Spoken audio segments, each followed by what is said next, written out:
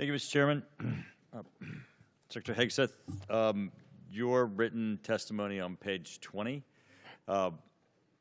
includes a statement concerning the importance of FISA and Section 702, which is incredibly timely because this body is going to be voting today on 702, which could be expiring this week.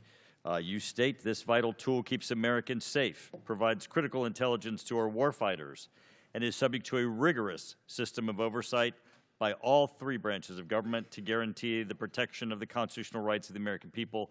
Thought I'd give you a moment to expound on that because this is going to be very important because there's several people who right now in this body are going to be considering their support for 702's reauthorization.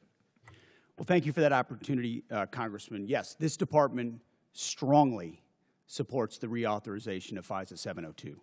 And it is not hyperbole to say many of the most important missions we have executed could not have happened without the intelligence gathered through FISA 702. So we would urge members to support that so we can continue doing the good work of the American people. Thank you, Mr. Secretary. I appreciate your comments that Iran must never be permitted to obtain a nuclear weapon. There have been many comments that have been made concerning allies who have not assisted or supported the effort.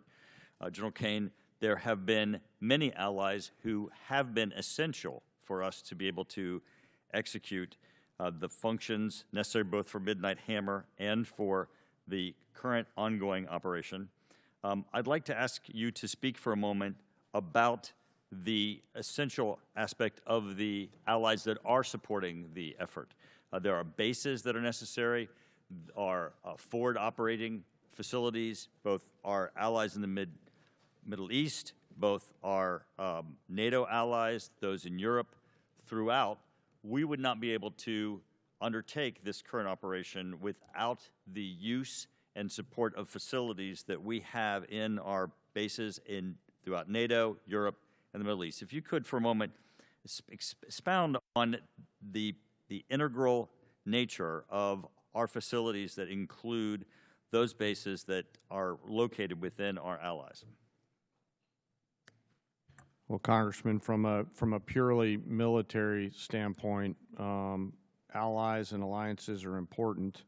They allow us. You did a better job than I could on articulating the importance of access, basing, and overflight considerations.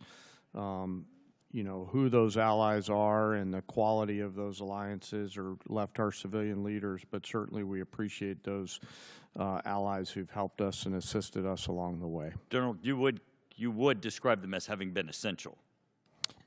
Yes, sir. Because it's very important. I mean, we want to make certain that that we treat adversaries as adversaries and allies like allies, especially those that are essential.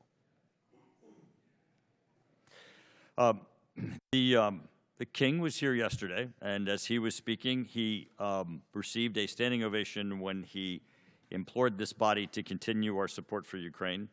In the 2026 National Defense Strategy, it assesses Russia will remain a persistent, manageable threat. It specifically identifies Russia's continued threat to Ukraine, and we have, of course,